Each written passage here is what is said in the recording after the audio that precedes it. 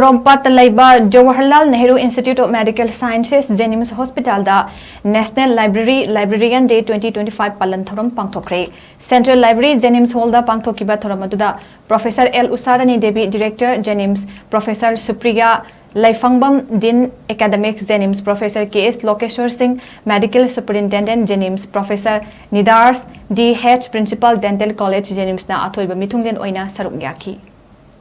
Sida little library high says the Akoina me amana like some hector loguma the man like a matamam gatoba nebako. They should take a book only when they leave a book. No less in the share over haidare. Adu informally share over Aduga Aquina Masdegi Kana Pandori say like a quickie laser bangam daba, quickie says academic or doctor says the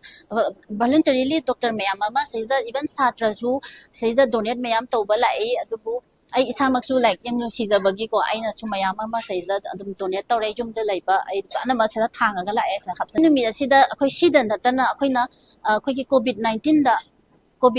da akoy ki Jnims ki akoy headline da yawrak pa akoy ki through lens of media ko the khabar de anamba na akoy ki kano si akoy pokna famne the Shanghai Express English version da ko aduga Whale lang pau sidagi akoina subscribe taweba adu sidagi anamba akoina loktoga akoina amasu